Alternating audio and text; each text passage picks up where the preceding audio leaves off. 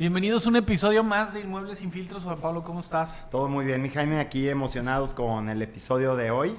Hoy vamos a estar hablando de algo muy ligado a los inmuebles, que son las hipotecas. Sí, así es, el mundo hipotecario en donde tenemos que convivir, o bueno, convivimos mucho con él como en las transacciones, pero hay tantas cosas que suceden a través del mundo hipotecario que hay veces que no nos damos cuenta, o bueno, vas aprendiendo en el camino todos los productos que pueden haber, las implicaciones, mucha gente que cree que no puede acceder, qué es acceder, o sea, creo que en las hipotecas, en el tema inmobiliario es lo que mueve mucho parte de... Sí, del de hecho movimiento, tenemos ¿no? un invitado muy especial, que es José Manuel García Rentería.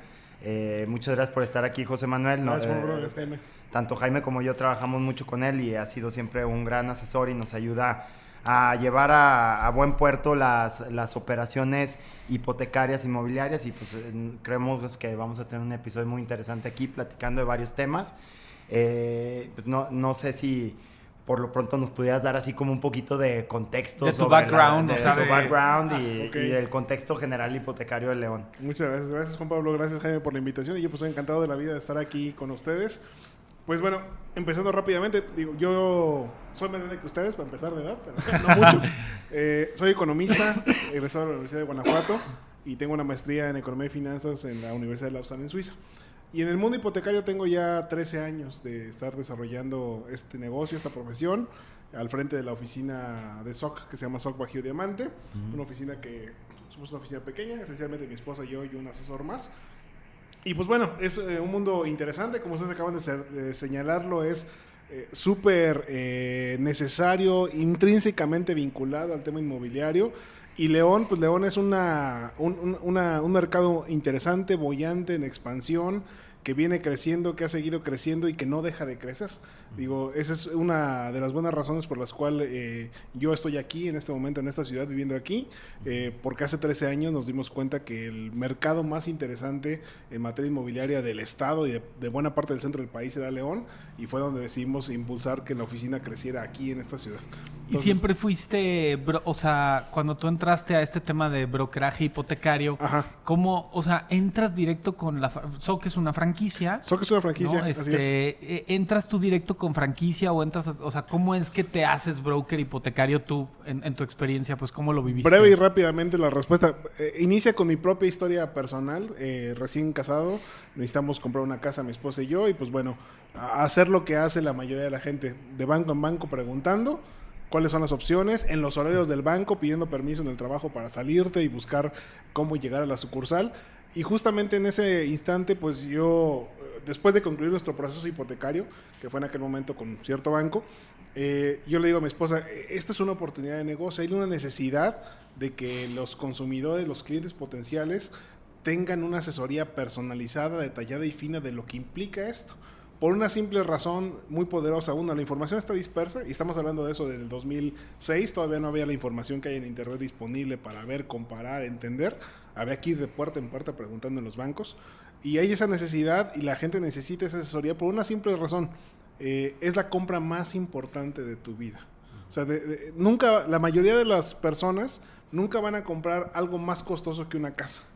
Y si vuelven a comprar otra casa, es más costosa que la casa anterior. Así Casi es. por regla general. Entonces, esa simple necesidad obliga a que estés bien entendido, bien asesorado y que estés bien orientado en esa decisión de compra. No solamente del bien en particular, sino del medio para ello, que es la hipoteca en la mayoría de las ocasiones.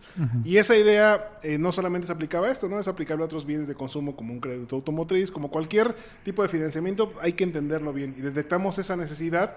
Quisimos buscar la forma, o quise buscar la forma de emprender esta idea, y después de tratarlo de hacer por mí mismo, de no lograr lo que estábamos buscando, en algún momento me doy cuenta que existe SOC y que está iniciando en México. Tenía 5 años de haber iniciado operaciones en México, este modelo de negocio con el nombre de SOC. Es una empresa mexicana, pero un modelo importado de Estados Unidos y de Canadá, de cómo funciona ya el tema del brokeraje.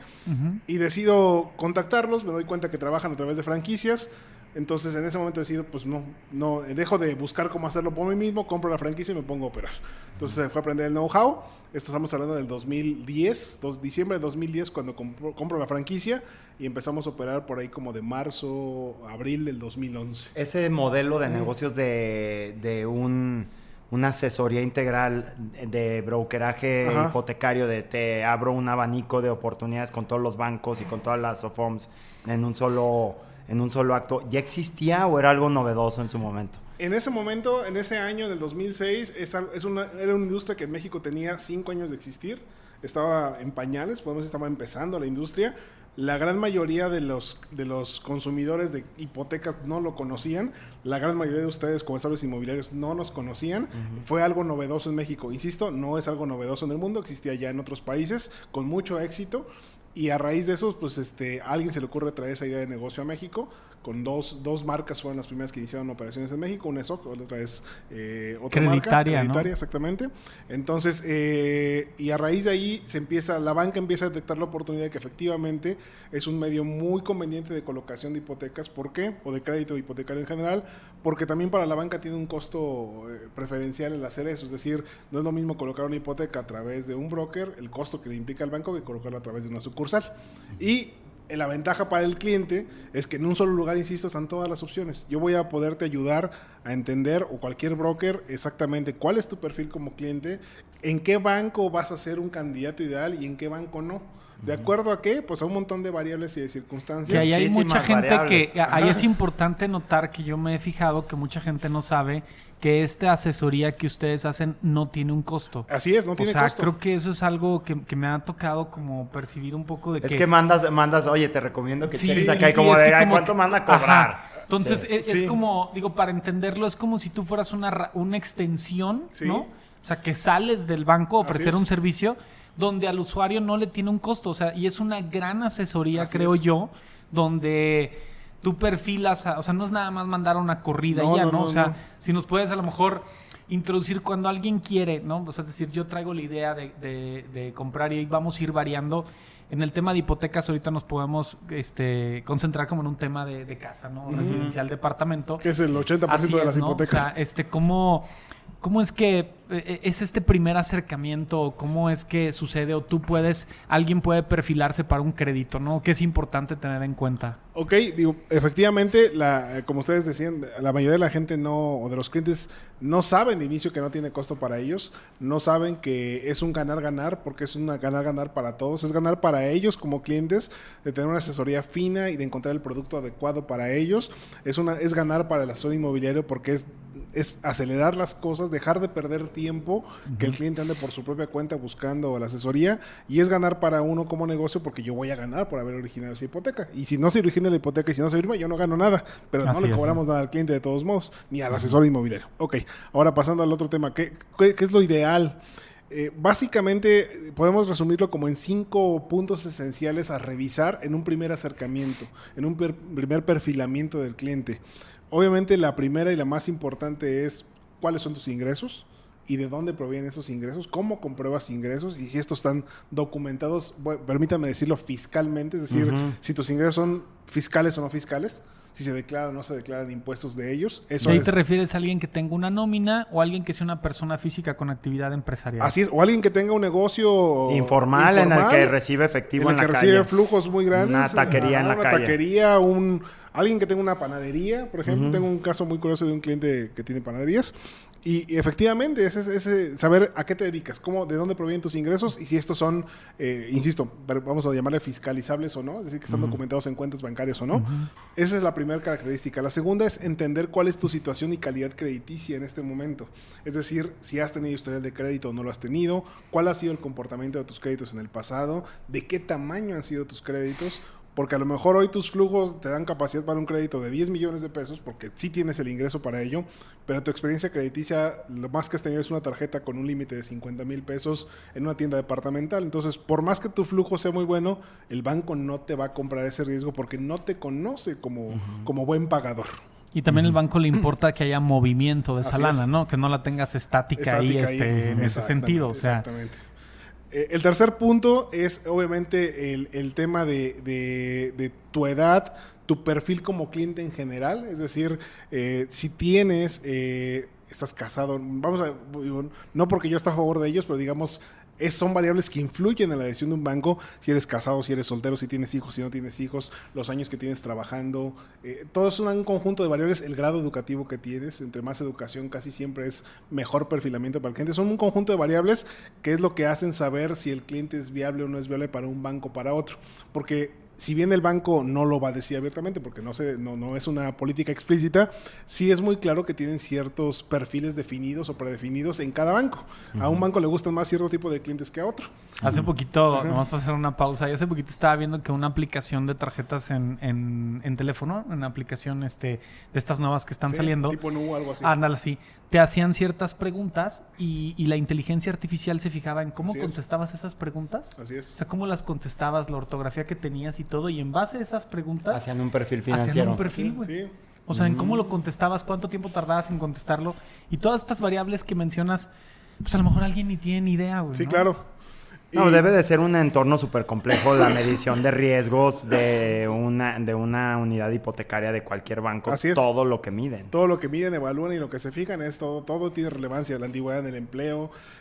La otra cosa muy importante, el otro aspecto muy importante es también tus ingresos pueden ser muy buenos, tus deudas pueden ser bajas, nulas o con un muy buen historial crediticio, pero si tu actividad económica está dentro del catálogo de las actividades económicas de perfilamiento de riesgo para el banco, pues no que no se puede el crédito, pero las condiciones que te van a ¿Qué ofertar. tipo de actividades? Ahí tenemos una mala noticia tú y yo. Los asesores inmobiliarios somos perfiles de riesgo para los bancos, Sí. ¿no? Hay un cierto conjunto de actividades. También la construcción, ¿no? Bueno, pero en general es el tema de los comisionistas, ¿no? Por la baja estabilidad. Ok. Fíjate que no, comisionista en general, si vendes, déjame decir, por ejemplo, eres comisionista, trabajas para una empresa de acero, que vendes así, trabajas para una empresa que vende perfiles de acero, tienes un sueldo base bajo, pero una comisión muy alta, eres un excelente candidato como cliente. Mientras sea facturado, mientras sea sean fiscal. demostrables, así es. O sea, como un tema de persona física con actividad empresarial o algo así, ¿o qué? Más que eso, más que como el régimen fiscal, la actividad como tal a la que te dedicas, más o menos, por ejemplo, ¿cuáles son los perfiles que el banco no le gustan tanto? Uno, por ejemplo, la agricultura.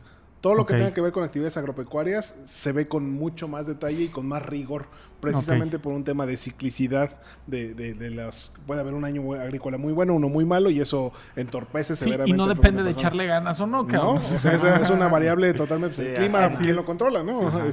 Otras actividades, por ejemplo, todo lo que tenga que ver con comercio de joyas, valores, todo eso, son actividades de alto riesgo que el banco ve con mucho más detenimiento. ¿Qué otro tipo de actividades? La construcción.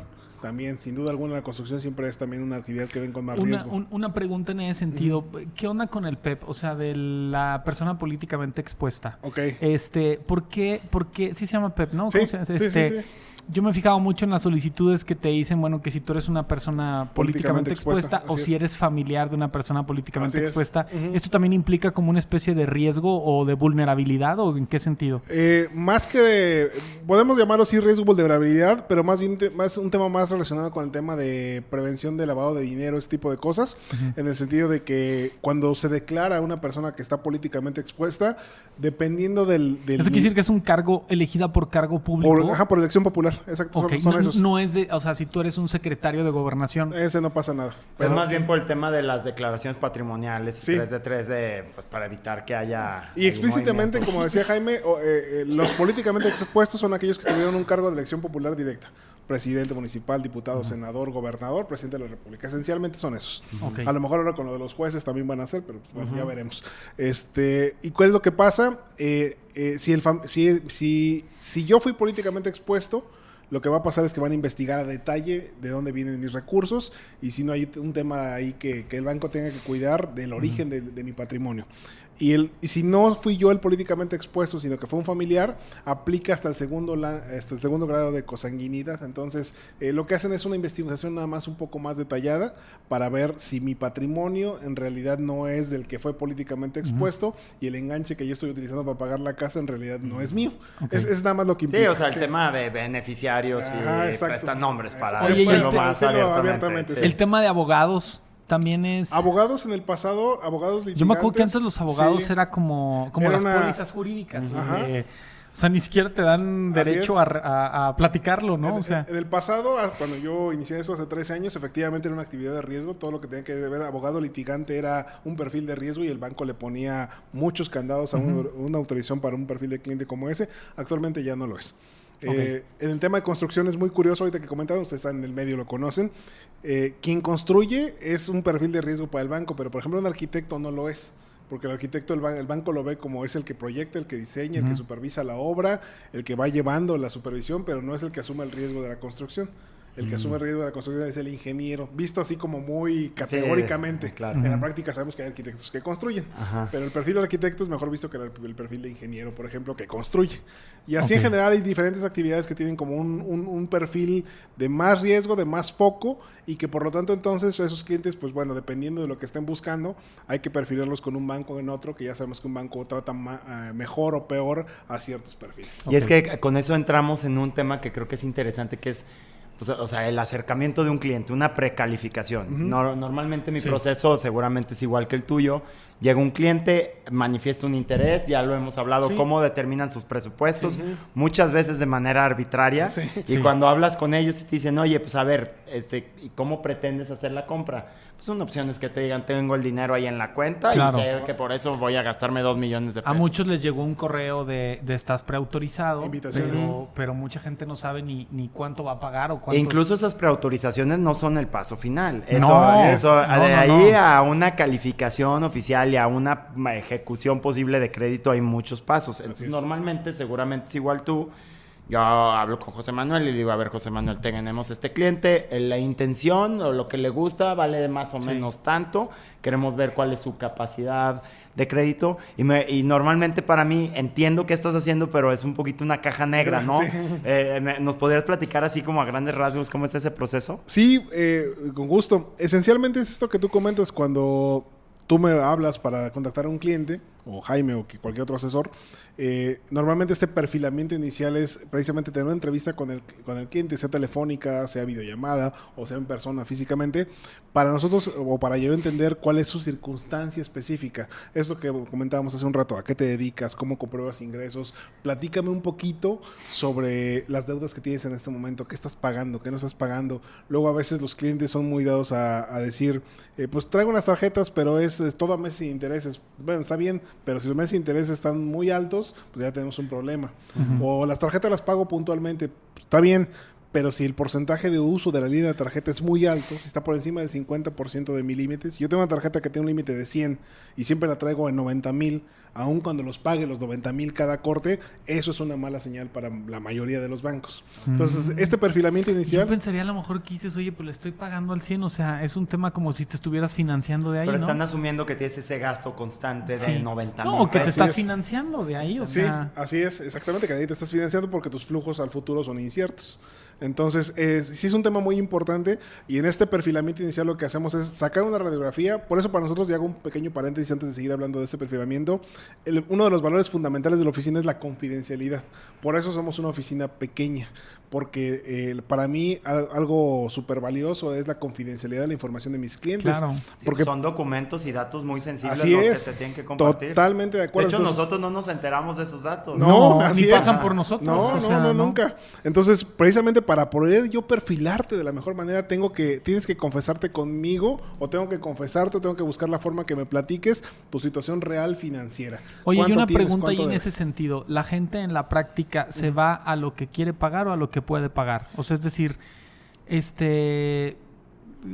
Sí, entiendo la pregunta. Digamos que la gran mayoría, y es un error de proceso, ahorita hablamos un poquito de eso, es la gran mayoría, ustedes lo han dicho en otros podcasts, la venta de inmuebles es un tema emocional muy fuerte. Entonces, es un tema de emociones, de sentimientos, de ya me gustó y la quiero. Y muchas veces en esa emoción, en ese la quiero, el cliente se forza a decir, pues es lo que me va a costar. Oye, pero es que estás muy apretado para lo que traes de ingresos o te vas a quedar realmente sin capacidad para otra cosa. No me importa porque ya vi la casa. Nosotros creemos y lo hemos comentado muchas veces en corto con asesores como ustedes y en general, que el proceso correcto debería de ser al revés. Sí. Primero vamos a determinar para qué te alcanza.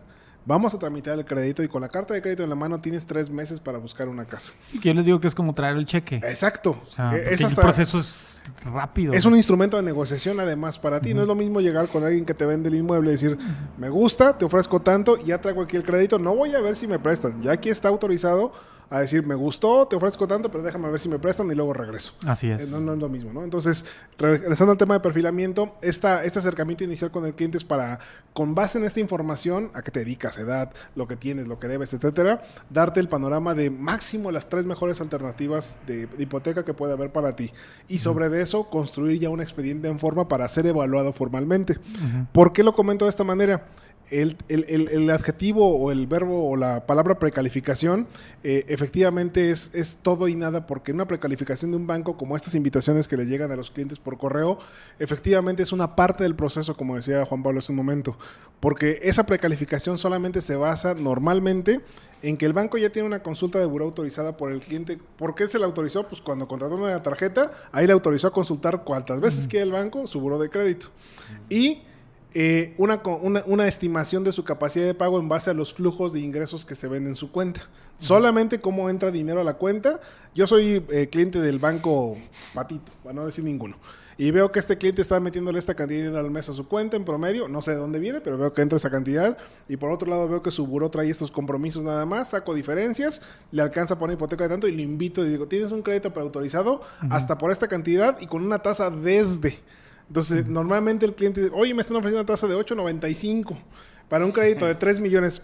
Sí, pero 8.95 es una tasa que está sujeta a X, Y, Z cosas que... Seguros y mil cosas, ¿no? Exactamente. Entonces, ya cuando armas un expediente en forma es cuando el banco dice, a ver, ahora sí vamos a revisar de dónde viene el dinero. Y resulta que los ingresos que hay en tu cuenta son ventas de fondos de inversión. Una inversión que tienes y que bajas cada mes 100,000 pesos.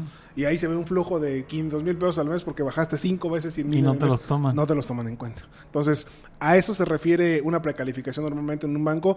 Y nosotros en la oficina no somos... no nos gusta precalificar de esa manera a los clientes porque puede dar señales muy confusas.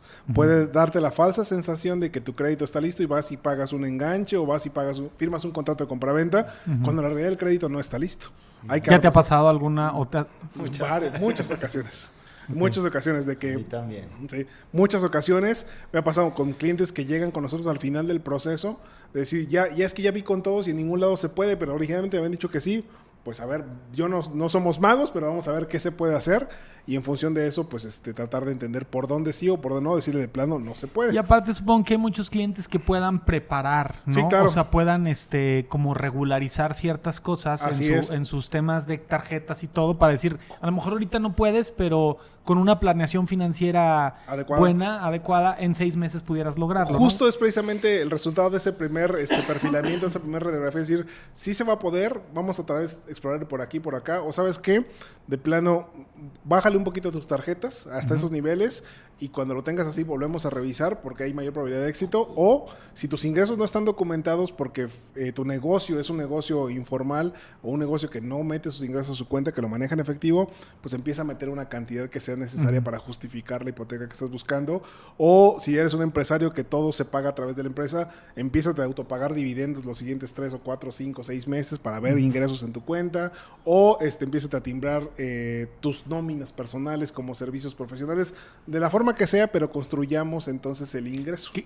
También me he dado cuenta que los bancos cada vez los he sentido un poco más abiertos, ¿no? O sea... Hay más flexibilidad. Más flexibilidad, o sea, a cuando puedes decir,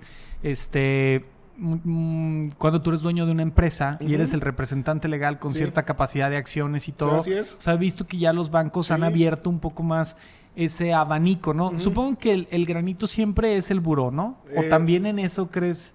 No, de hecho, no podemos, el buró es uno de los elementos más importantes, pero no digamos que puede ser el único. Hay quien puede tener un excelente buró, excelente porque ves puros unos y ves un score de más de 700, pero al final del día, si la revolvencia de la tarjeta, insisto, tienes una línea de 100 y traes 90 constantemente, eso nos va a pegar. La cantidad, o sea, no en cuanto a montos, sino la cantidad de créditos también afecta, ¿no? Sí, hasta cierto punto. Hay veces que tienes muchos créditos en tu historial abiertos, bien pagados, o muchas tarjetas vigentes pero con bajo uso. Eso también es una buena señal. A mí me ha tocado que un día me negaron uno porque esta persona tenía muchas consultas. Sí, bueno, esa Entonces, es la otra. ese es un tema. Tenía muchas consultas De de buró. solicitudes de Sí. crédito y era un buen perfil, pero yo siento que se emocionó en querer ver opciones. No, Sí. no sé, pero tenía muchas consultas y levantó una Eso bandera es algo roja que tú ahí. debes de cuidar a la hora de... Justo me regreso al tema. Nosotros en la oficina tengo herramientas yo para precalificar al cliente, para consultar buró. SOC tiene herramientas que me permiten precalificar al cliente en ese momento y consulto su buró. Si quiero lo puedo hacer con el consentimiento del cliente. ¿Por qué nosotros en particular no nos gusta hacerlo? Efectivamente porque el cliente pocas veces sabe cuántas veces han consultado su buró. Ya no digamos en la última semana, en el último mes, en el último año. Sí. Entonces, si resulta que al generarle yo esa precalificación es la gota que derrama el vaso, ya echamos a perder el crédito. Entonces, efectivamente, la cantidad de consultas de buró en un cierto periodo de tiempo es un elemento también muy importante para el banco. ¿Cuál es la señal que lee el banco? Anda buscando dinero por todos lados. Así O sea, es. ¿por qué? Anda desesperado. Anda ¿no? desesperado, exactamente. ¿Por qué? Por más que muestres que hay ingreso, pues, ¿por qué te consultaron el buró 15 veces en el mes? Paréntesis también en esto, una recomendación que normalmente le hacemos a los clientes ya después de que cerramos el proceso de la hipoteca, que compraron su casa, que están felices y contentos todos, es sugerimos abiertamente y activamente, uno, que contraten el servicio de alertas buró para que efectivamente ellos puedan identificar cada vez que se consulta su buró de crédito, pero más que ese es muy importante, es el servicio de bloqueo de consultas de buró. Tú puedes contratar el servicio de bloqueo de consultas de buró en la página de buró de crédito, cuesta 90 pesos por 3 meses, si no me equivoco. Una cosa es realmente barato y con eso automáticamente nadie puede consultar tu buró.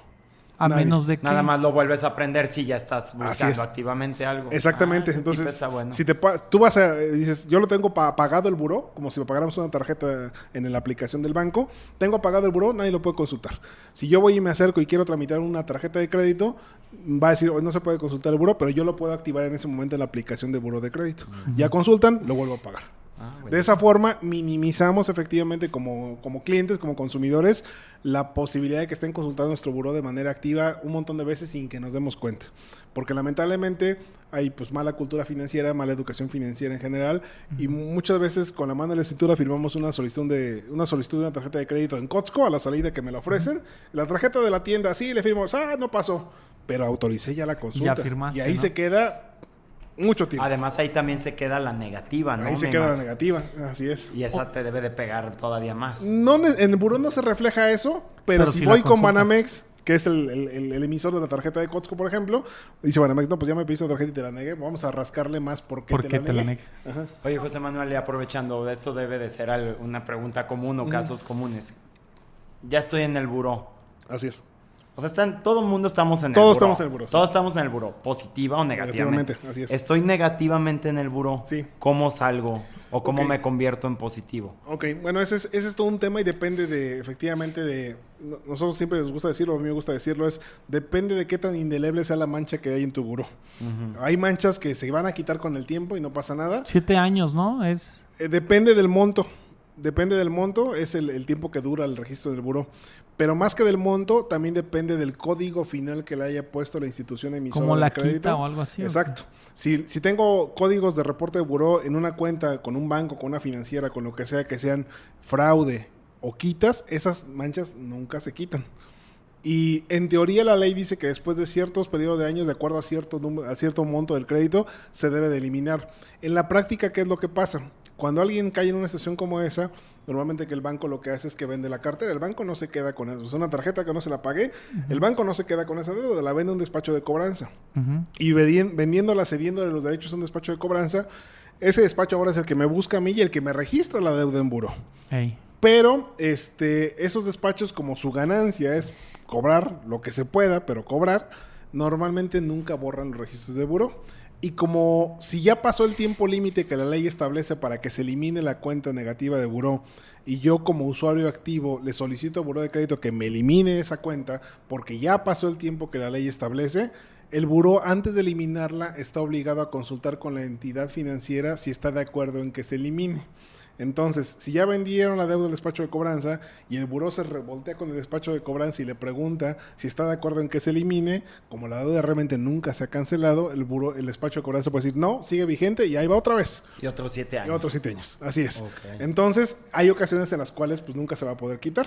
Por eso, muchos servicios que a veces vemos en la calle, en internet, que dicen, te elimino de buró de crédito garantizado, yo guardo mis reservas de eso, ¿no? Sí. ¿Qué es lo que puede suceder? Que también a veces los despachos de cobranza o las empresas de cobranza desaparezcan. Entonces, cuando el buró se voltea a preguntarle si el crédito sigue vigente, nunca le van a contestar. Y si no le contestan o no le contestaron, el buró está obligado a eliminarlos si no le contestan. Entonces pueden correr con esa suerte al cliente. Sí, pero realmente es un volado.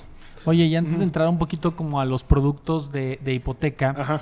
El otro día hablábamos Juan Pablo y yo de que, bueno, los créditos hipotecarios es una manera de poder hacer accesible para muchas personas la adquisición de una vivienda, Así ¿no? es.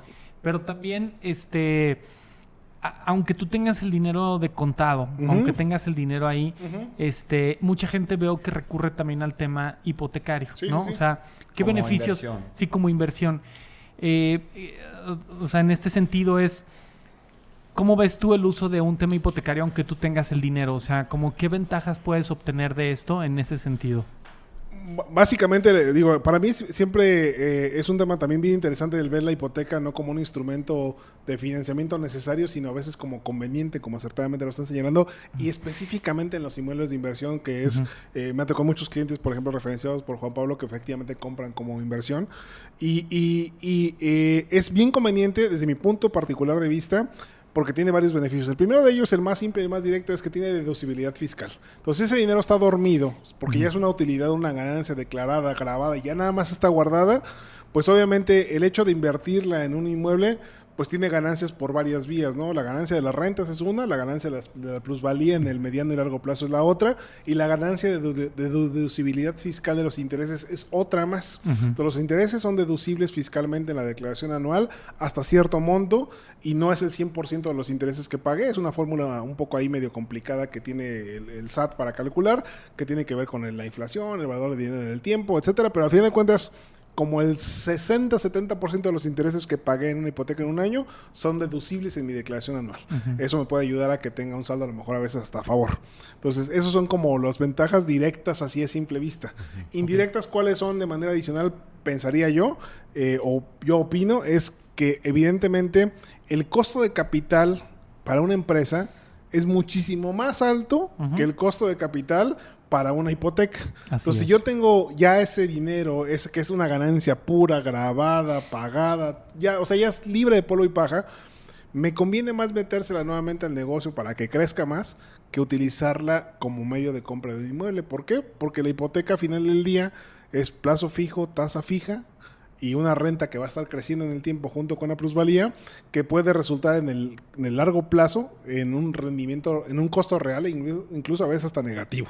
Entonces, en realidad es como, pues alguien te está pagando por comprar el inmueble, esa es la verdad. Incluso yo sumaría algo, en este momento hay una coyuntura que ciertas tasas patrimoniales o privadas están incluso por debajo de lo que te pueden dar los CETES. Los CETES, así es. Sí, digo, claro. Eso no había pasado, bueno, yo no tengo recuerdo de que haya pasado recientemente, todas las tasas ¿no? están así ahorita. O sea, de CETE contra hipotecario. Bueno, las tasas más comerciales tal vez pueden estar un poquito más arriba, pero una hipotecaria, la más baja que te puedas encontrar hoy puede andar en el 9.20, 9. Pues hoy en día la tasa más baja que podemos encontrar como oferta hipotecaria en México no es patrimonial. Es de hecho un producto abierto, de mercado abierto, que es se va a decir el nombre del banco, imagino, hay tema. Sí.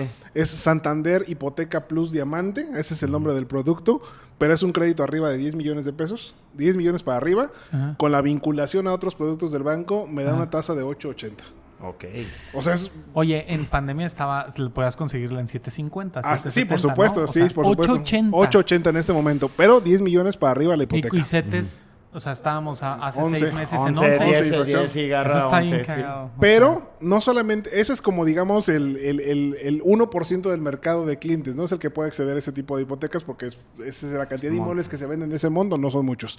Pero por ejemplo ahorita en este momento un banco que vino a romper el mercado este año de julio para acá es Banamex, que es un banco que tiene una oferta en este momento no para compra de inmueble, pero sí para mejora de hipoteca. Yo ya tengo una hipoteca con otro banco, con el que sea, y si esa hipoteca se la llevo a Banamex para que me la mejore, y mis ingresos son de nómina, y hago la portabilidad de nómina con Banamex o ya me pagan mi nómina en Banamex, la tasa es 8.95, siempre y cuando el monto del crédito no sea más del 80% del valor de la casa.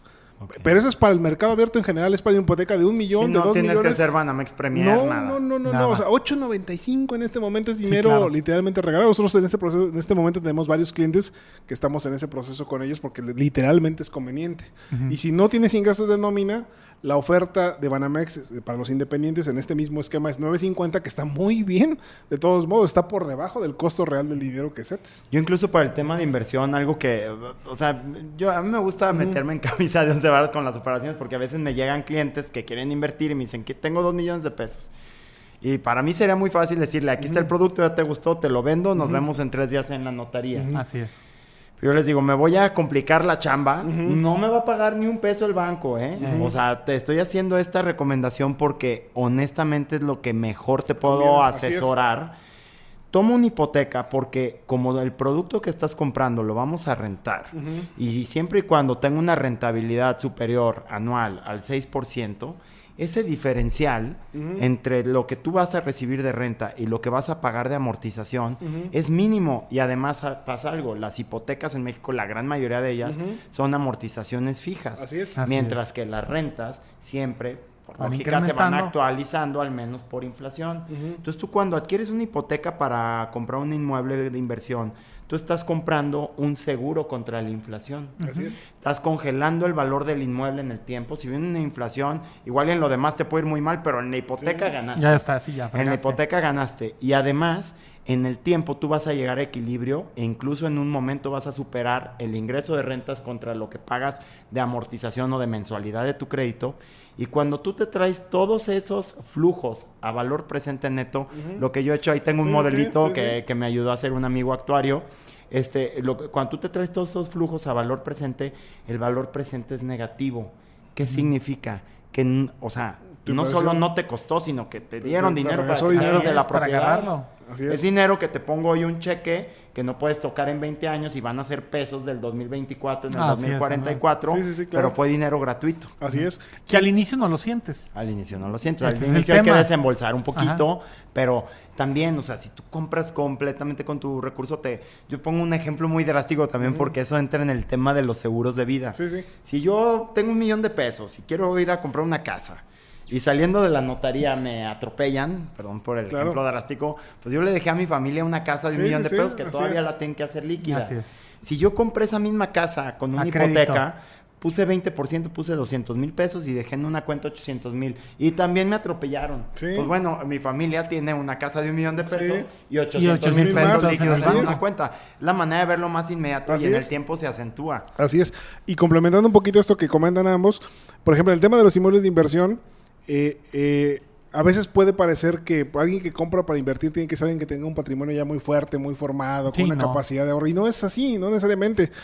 Hay productos hipotecarios donde hago un paréntesis y digo, no siempre tasa baja significa crédito barato. Eso es una realidad y hay que revisar finamente con los clientes. Tasa baja no necesariamente significa crédito barato.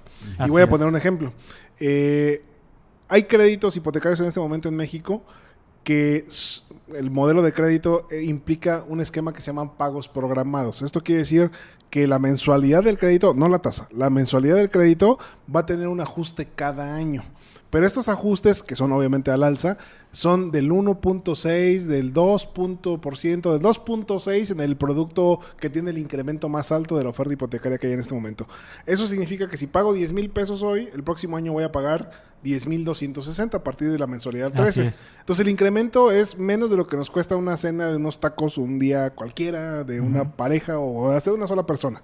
Entonces, esos esquemas para inversión yo los recomiendo ampliamente con los clientes que me preguntan para comprar, para invertir, porque se trata de reducir tu salida de flujo, efectivamente. Entonces, vamos a buscar la mensualidad más baja posible que se compense casi en su totalidad con la renta. De esa forma tú ya no sacas dinero. Y esos esquemas te ayudan mucho, porque al final de cuentas la mensualidad sí va a crecer en el tiempo, pero si la mensualidad crece un 1.6% cada año y tu renta crece 5%, le vas a ir ganando de todos modos. Así es. Si eso lo complementamos con otros otro esquema más de crédito en el cual la tasa puede parecer alta, pero es una tasa que incluye todo el costo del crédito, es decir, incluye los seguros y no tiene ninguna comisión de ningún tipo. Al principio tú ves la tasa y dices, oye, la tasa está cara, pareciera. Pero cuando tú comparas ya el costo del crédito, resulta que acaba siendo más barato que un crédito de tasa baja. ¿Por qué? Porque cada mes una porción mayor del pago mensual amortiza capital más, porque no está pagando parte de esa mensualidad seguros y comisiones. Así ya es, está ya va todo todo diluido en la tasa de interés. Entonces son esquemas bien convenientes que a simple vista, si tú le dices a alguien, oye, te ofrezco este crédito que tiene tasa, por decir algo, 11.35, dice, 11.35, no, pues es que en el banco fulano tal puede conseguir 9. Vamos a revisar número por número, peso por peso, y luego ese escenario va a cambiar más si tú me dices o me aseguras que tienes un plan de pagos anticipados de al menos esta cantidad anual. Eso cambia ese es un punto muy importante. Hay clientes que pretenden prepagar, hay clientes que pretenden, que dicen, oye, yo no voy a estar los 20 años del crédito pagando, aquí, estoy comprando y en 5 años quiero hacer un cash out, etcétera. Todo eso es parte de la asesoría que les das. Por eso, o sea, hay que comparar muy bien, no solo con la tasa, ¿no? No solamente la tasa es solamente uno de los elementos y obviamente, como decía, puede cambiar radicalmente el escenario si un crédito tiene tasa baja a uno que tiene una tasa más alta. Si empiezas a hacer aportaciones de capital, depende de la estructuración interna del crédito. Así es. De qué tanto porcentaje de la mensualidad paga realmente capital y qué tanto paga intereses y accesorios. Entonces, es parte del detalle de la asesoría fina que nosotros les damos a los clientes. Y que, como tú dices hace rato, yo me meto en problemas a veces de a gratis, pues sí, pues para mí lo más fácil, o para muchos brokers, es venderte el que lo vaya a autorizar más rápido y más fácil, porque así tú vendes, tú compras, yo cobro mi comisión, el asesor inmobiliario cobra la suya y adiós. Pero nosotros, en la visión mía, de mi esposa, del negocio, es el mejor producto para cada cliente. No importa que me tarde más yo en el trabajo, no importa que me cueste más trabajo, porque estamos ayudando a la gente a formar patrimonio. Esa es la mentalidad. No, y lo puedes llevar también a un tema aspiracional de poder acceder a algo más arriba, ¿no? Claro, por supuesto. Y bueno, entrando un poquito, a lo mejor, no sé si quieres que tocamos los productos o la situación en León. ¿No? Bueno, la situación en León, ¿tienes algún dato más o menos de la colocación de créditos en León? ¿De qué tamaño es el mercado hipotecario de León? Sí, con gusto. Y vamos a hablar un poquito a lo mejor me remonto un poquito rápido de historia sin dejar mucho tiempo de esto. Ustedes, insisto, son más jóvenes que yo, pero recordarán que por allá de los 90 en Guanajuato se creó un plan que se llamaba el Plan Guanajuato Siglo XXI, que fue la visión de desarrollo del estado de los siguientes 30 años.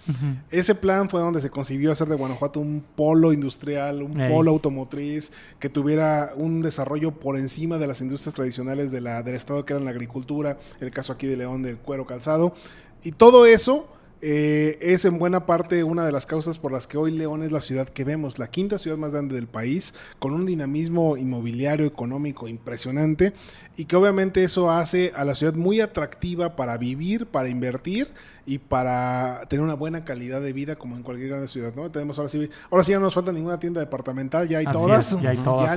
Ya no, y a lo mejor hasta mejor que en algunas de otras ciudades. Sí. Y eso hace a León una ciudad muy atractiva y ha sido muy dinámica.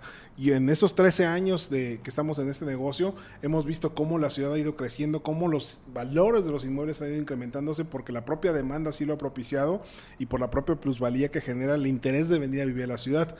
Pandemia, ustedes lo recordarán, para todos fue primero un susto muy grande, pero para nosotros, meternos en la industria hipotecaria, lo vimos que fue un año radicalmente bueno, porque fue donde mucha gente se dio cuenta que pagando menos o lo mismo por un inmueble podía tener una calidad infinitamente superior a una ciudad como León, que una ciudad muy grande como la Ciudad de México, Monterrey o Guadalajara.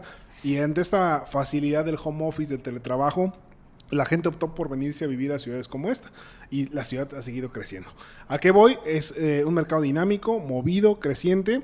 Traigo aquí unos datos rápidos, que es el valor de la colocación de hipotecaria en la ciudad, en el estado de Guanajuato, de enero a septiembre de este año 2024. Y la colocación de hipotecas en Guanajuato en estos meses de este año 24 vale aproximadamente 1,420 millones de pesos. Es el valor del mercado hipotecario del estado de Guanajuato. De eso, es el valor hipotecario, del estado de Guanajuato aproximadamente, del estado de Guanajuato. Pero de eso, cerca del 80% es León. O sea, todo lo demás ¿Cuál es la segundo gran movimiento? Es Irapuato. Entre Irapuato y San Miguel de Allende. En San Miguel de Allende hay menos operaciones que en Irapuato, pero el valor promedio... Más o menos unos 1,000 millones en León. Es más o menos, aproximadamente. Y obviamente, ¿qué representa eso? Aproximadamente el 5% de las hipotecas de todo el país. Entonces, 5% en una ciudad como esta es realmente un Nuestra valor... población no representa ni el 2% No, nacional. exactamente, no representa eso. Hay un gran dinamismo en la ciudad. Obviamente la mayor cantidad de crédito que se coloca es para adquisición de vivienda. El segundo gran producto, pero muy lejos. Estamos hablando de que adquisición de vivienda es más del 80%, del 85% de las hipotecas son para comprar una casa. En segundo lugar, pero muy lejos, es el 5% es construcción, que hay una beta de oportunidad. Como la administración. Exacto. Para administración. Pues, el crédito para construir sobre un terreno que ya es mío, o un crédito para comprar y construir terreno al mismo tiempo por administraciones, efectivamente, Jaime. Esa es una gran beta de oportunidad que yo creo que es una gran oportunidad de crédito que poca gente conoce, que se explota poco y es el segundo producto que más se vende, pero insisto, adquisición es el 85% del total, construcción es el 5%. Podemos ahí entrar un poquito, a lo mejor que nos hables de la diferente tipo de productos que hay en el ámbito hipotecario. Sí, con gusto. Obviamente la oferta de productos hipotecarios es muy grande. No tengo el dato en este momento, pero hasta hace poco recuerdo que eran más de 200 combinaciones posibles entre producto, plazo, enganche. O sea, una cosa... Sí, el universo es muy amplio. Pero hablando por destinos de la hipoteca, esencialmente son, podemos decir, 4. Adquisición de vivienda en todas sus modalidades, que incluye la adquisición de un crédito bancario tradicional, pero también los cofinanciamientos con instituciones como Infonavit o Fobiste, y otros tipos de créditos que tienen vinculación con el Infonavit. Ahorita, si quieren, hablamos de ello. El segundo tipo es precisamente construcción, en sus dos vertientes, que es construcción en un terreno que ya es de mi propiedad, que ya está escriturado a mi favor, o el crédito que existe para comprar terreno y construir de manera simultánea. Así es. Es otra modalidad. El tercer tipo de crédito es el de liquidez como tal. O sea, yo tengo un inmueble que ya es mío, que está libre de gravamen y lo puedo dejar en garantía. El banco me otorga financiamiento sobre ese inmueble que se queda en garantía y esa liquidez que obtengo es de destino libre. Puede ser literalmente para irme a Disneylandia 2 meses o puede ser para metérselo al negocio. Que la tasa es mayor, ¿no? La tasa es mayor, pero mucho más barato que cualquier un financiamiento empresarial, exacto, que la tarjeta de crédito. Y mucho menos complejo. Mucho menos complejo. No, los pyme de verdad sí es un mundo aparte. Así es. Completamente y más complejo. O también, por ejemplo, ese de liquidez sirve para consolidar deudas. Es un punto muy importante. Claro. Muchas veces los clientes traen sus pasivos ya muy altos, traen ya complicaciones en muchos créditos abiertos con muchos pagos de diferentes montos y que a veces es mucho más conveniente financieramente y por salud y paz mental consolido todas las deudas en una sola, dejando el inmueble como garantía y bajo... Y con una tasa muy atractiva. Acabo de firmar un crédito de un cliente que traía entre sus combinaciones casi compromisos de pago por casi de 80, 90 mil pesos al mes, entre tarjetas, un crédito personal, una hipoteca.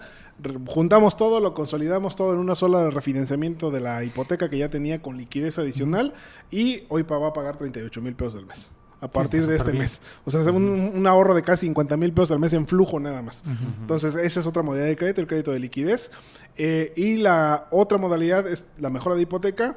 Y hay un quinto rubro donde agruparía todas las demás, que es compra con remodelación inmueble, terminación. Hay toda una gama de subproductos que no son muy comerciales, no muy conocidos, pero que existen. Yo tengo una casa y la quiero remodelar, pues le puedo pedir al banco que me preste dinero dejando en garantía la casa.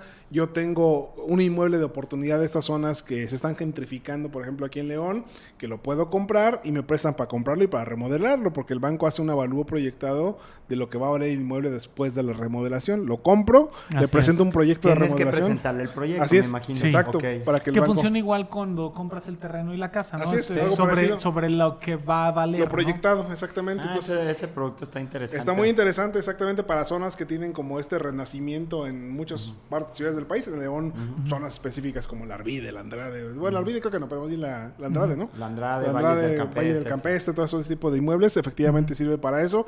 Y varios subproductos adicionales. Hay productos muy interesantes específicamente desarrollados para vivienda vertical. Los de preventa, ¿no? Hay unos que puedes amarrar la tasa durante un año. Creo que Banamex trae un tema ahí de preventa interesante, ¿no? Así es. Preventa lo tienen 3 bancos en particular. Uno es Banamex, efectivamente, efectivamente, que lo que hace es que te amarra la tasa por 12 meses, Sí. la tasa de hoy. Otro producto que... ¿Y te aseguras que el cliente no se te va a echar para atrás? Sí. O sea, porque eso pasa un buen muchísimo. Claro. en las preventas. Güey. Otro más es Santander, que es bajo el mismo esquema, te asegura la tasa por un año. Y otro que es el que es verdaderamente preventa, es el de Scotiabank, en el cual el banco te permite comprar un inmueble que está en proceso de construcción, sin que Como si exista fuera un todavía. línea 3 Con de cierto Infonavit, ¿o avance, qué? ¿no? O Con cierto sea, avance. Con cierto avance y solo con ciertas empresas. Es que hay que tener la autorización específica del banco Ajá. para ofertar el producto en ese desarrollo. Sí. Entonces, es un trámite que nosotros podemos ayudarle al desarrollador a hacer también con el banco. Y una vez que lo tenemos, el banco puede prestar el crédito y se formaliza la compra del inmueble, en un caso de un desarrollo vertical, con el 30% de avance de la obra. Fíjate que aquí quisiera, ahorita que me acordé de un punto que a lo mejor luego a veces no se toma en cuenta, que es, ahorita nos estamos fijando mucho en qué tengo que hacer yo para acceder a un crédito hipotecario y vender mi casa, ¿no? Ujú. Pero creo que me gustaría tocar un punto así también interesante de es, yo como vendedor, Como dueño vendedor. como dueño vendedor, Ujú. ¿qué tengo que tener? O sea, ¿qué condiciones tiene que tener mi vivienda para que pueda ser acreditable un crédito, Muy no? interesante. Porque, digo, hay mucha gente que no sabe que se puede comprar una vivienda con gravamen, Así es. pero ciertos tipos de gravámenes.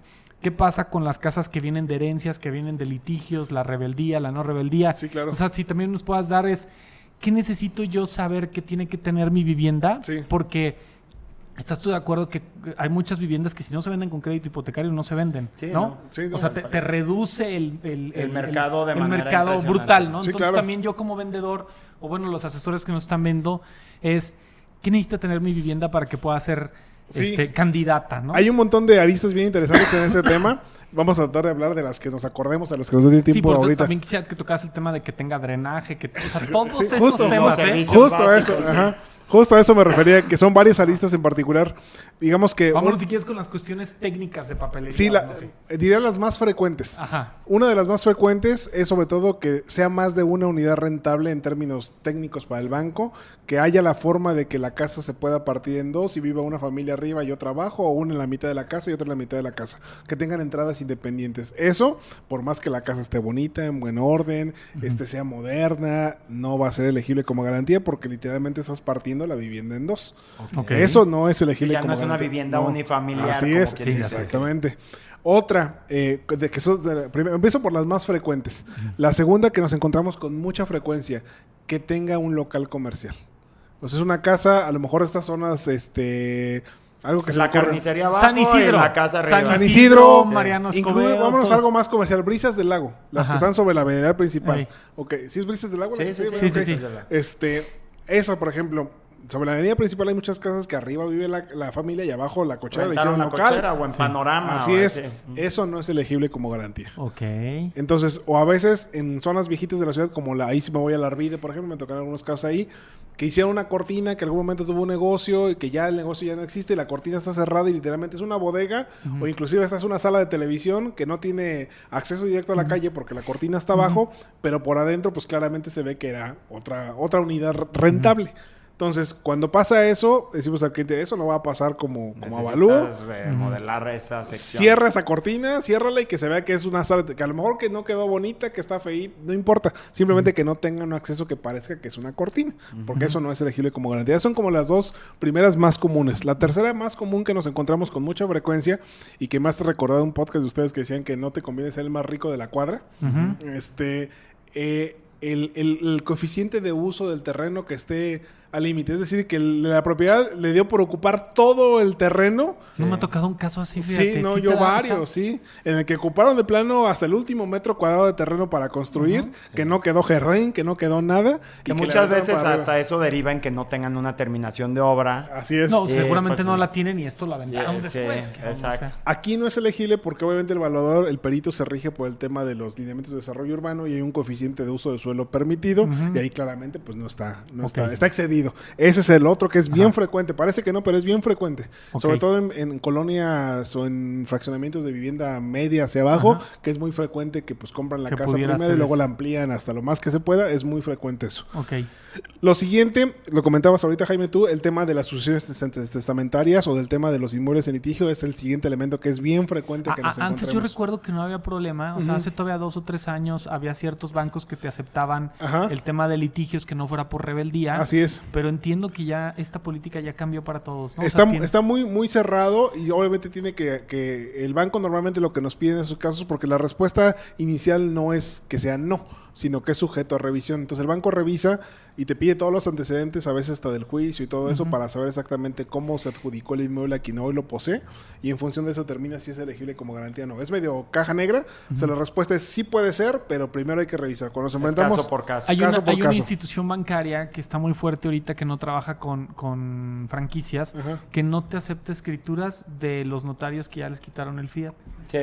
sin importar la fecha. Sí, sí, sí. O sea, es aunque sea una escritura debidamente No, ingresada no, en registro todo, público, todo. todo, pero No porque te las representa aceptan. un riesgo. Sí, pero los para bancos ellos. no, los bancos sí te la aceptan. Sí. Pero...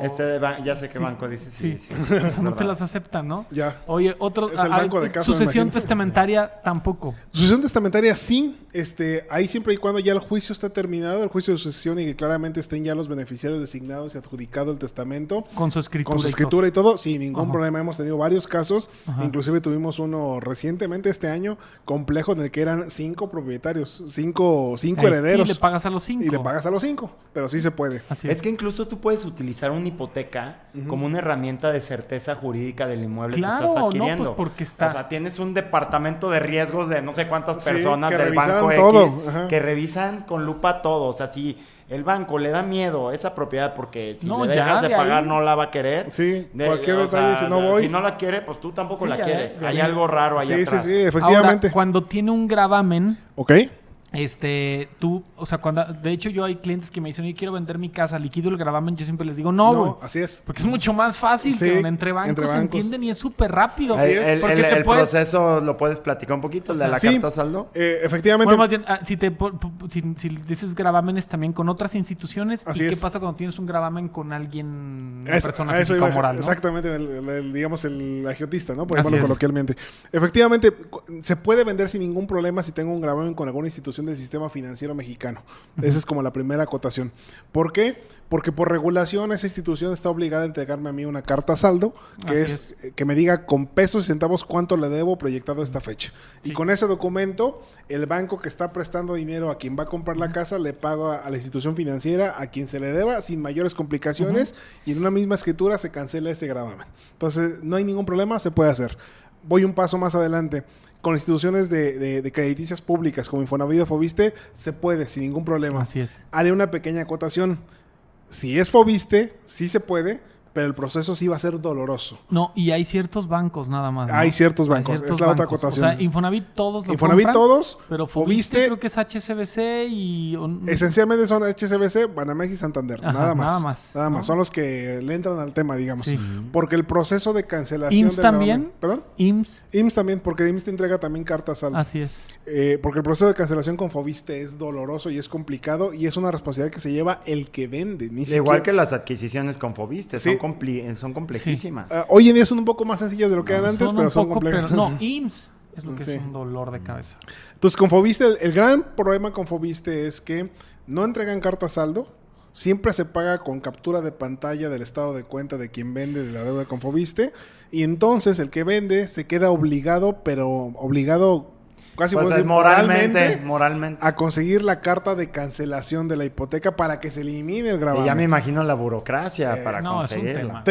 Tengo un caso ahí de un cliente que ya ha sido nuestro cliente varias veces, un doctor, que se llevó cerca de 3 años en conseguir esa carta de cancelación de hipoteca. Y todo ese tiempo pues estuvo en el limbo Afortunadamente, jurídico la propiedad. en el caso de él fue una mejora de hipoteca. La compró con algo combinado con Foviste, luego le mejoramos la hipoteca, el banco que le compró la hipoteca le pagó a Foviste, pero el proceso de obtención de la carta de cancelación del gravamen se llevó 3 años. Bueno, yo tengo un 3 cliente que años. compró una casa por Foviste hace 4 años, pidió 600 y ya debe como 800.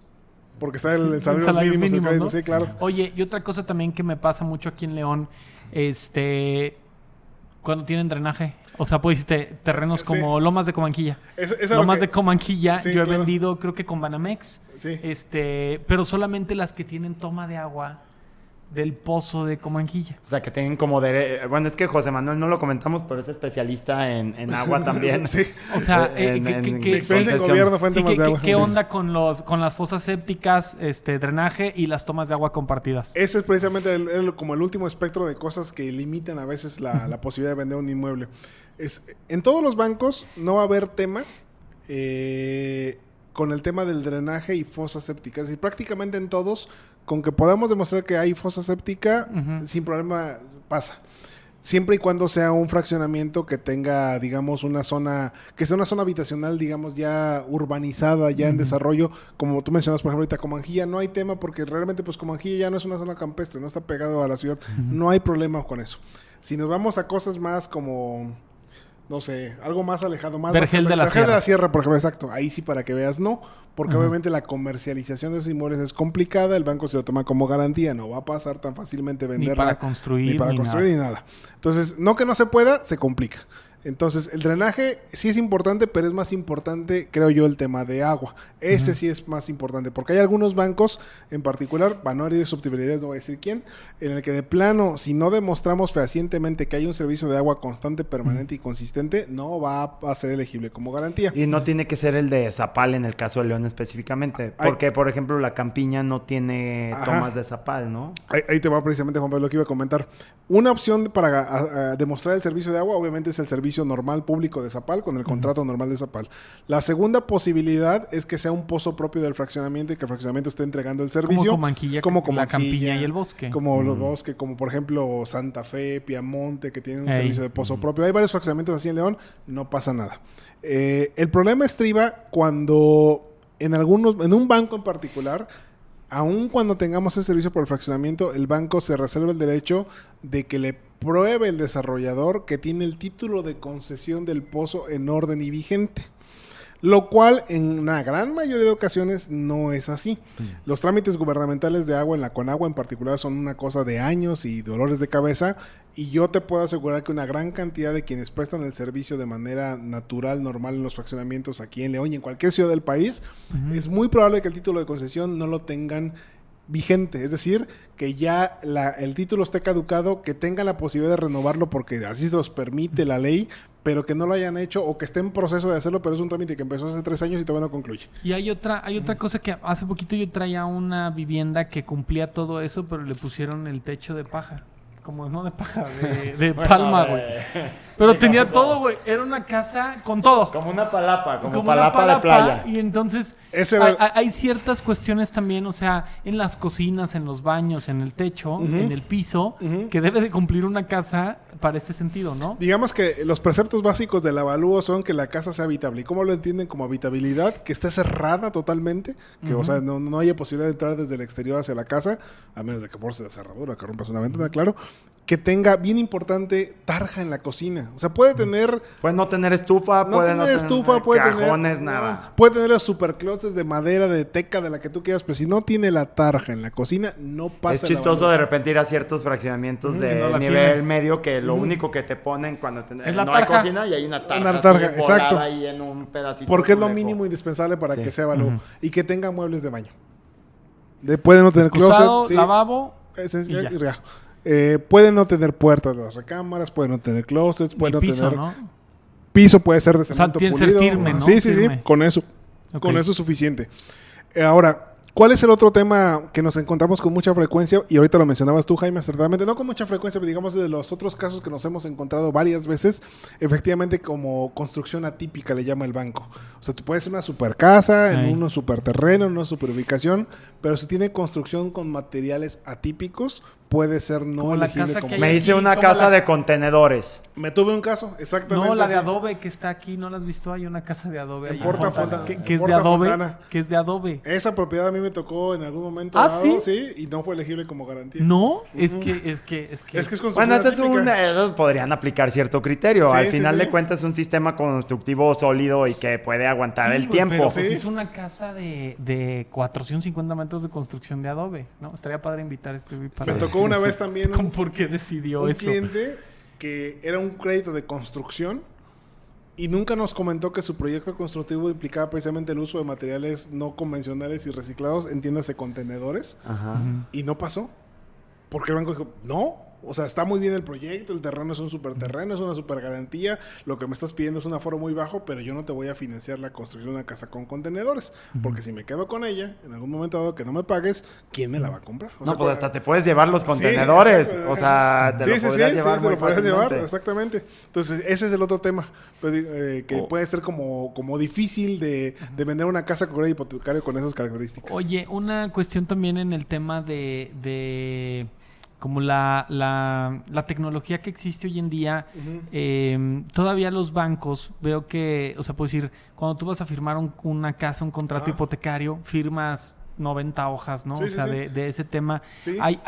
O sea, hay cierta tecnología que se empieza a aplicar ya Sí. para los créditos hipotecarios, no sé, Sí. como temas de inteligencia artificial, todas estas cuestiones. Biométricos. O sea, Sí. supongo que, bueno, hay una cuestión tecnológica, pero sustentada en una cuestión legal que tiene que llevar ciertas cosas, pero Justo es a lo que ¿cómo iba lo exactamente. empatan ahí? O cómo ves el futuro Ajá. ¿tú cómo ves el futuro como del tema de... Digo, ahorita Didi te da una tarjeta de crédito por 25,000 pesos. O sea, ¿cómo ves el futuro del mercado inmobiliario en estas nuevas tendencias que existen? Ok, efectivamente hay un tema importante, como tú acabas de comentar, es que el hecho de que la tecnología avanza mucho más rápido que la normatividad, que las leyes, y hay un conflicto ahí muy grande, por ejemplo, en los procesos dentro de los bancos. Pandemia dio un impulso muy grande a la digitalización de la originación de hipotecas en México, como no lo habíamos visto, eso fue en el 19-20, yo tengo en esto desde el 11, en los 9 años previos nunca vimos un salto tan grande tecnológico como pasó en pandemia. Okay. Entonces, efectivamente hay un proceso que está evolucionando, pero que todavía no llegamos a los niveles que a lo mejor esperaríamos. En el tema de originación en particular, los bancos efectivamente están alimentando sus modelos de evaluación de riesgo con información, con algoritmos que están aprendiendo para tratar de identificar las variables de riesgo que hay en cada cliente y poderte evaluar mejor. Pero, como tal, el crédito hipotecario es el crédito menos rentable para la banca. Por increíble que parezca, es el producto que para el banco en general no Porque es un rentable. producto de vinculación, ¿no? Lo que Es muy quieren es que barato. tú tengas una interacción con Una el relación banco con 20 ellos. años. Así es, porque es un producto que demanda mucho capital del banco, porque es un producto que tiene un largo tiempo de maduración. El proceso de originación es largo y costoso, a diferencia de una tarjeta que en 20 minutos puedes salir con ella de la sucursal. Entonces es un crédito que es caro y no es tan rentable para los bancos. Sí, ¿no? Entonces, en virtud de eso, precisamente, el proceso de originación es mucho más detallado y complicado, y donde sí está convergiendo la inteligencia artificial, el uso de algoritmos que evalúan, pero donde la parte humana es todavía muy importante, donde efectivamente el banco confía mucho en su ejecutivo, en el broker, el know your customer, ¿no? El conoce tú a tu cliente y dame fe de que realmente es un cliente que no me va a quedar mal. De hecho, los brokers hoy en día cada vez más tenemos métricas de evaluación de nuestro trabajo en función de cartera vencida. Sí, yo he conocido a varios que les han quitado... Bueno, he conocido a varios evaluadores que les han quitado la licencia. Sí, por inflar los costos, ¿no? Sí. Y por ejemplo, los brokers, por ejemplo, ya no están pensando a medir, como te digo, desempeño en función de que si yo le llevé clientes al banco, pero los clientes están cayendo en mora, el banco se voltea y me dice, pues, ¿qué está pasando? ¿No? ¿Qué me estás trayendo como negocio? Entonces, cada vez sí hay más ese uso de estas herramientas, pero no todavía como que en algún momento vaya a ser automatizado, no por lo pronto. ¿En qué sí está mejorando los procesos de tecnología aplicada en la originación de hipotecas?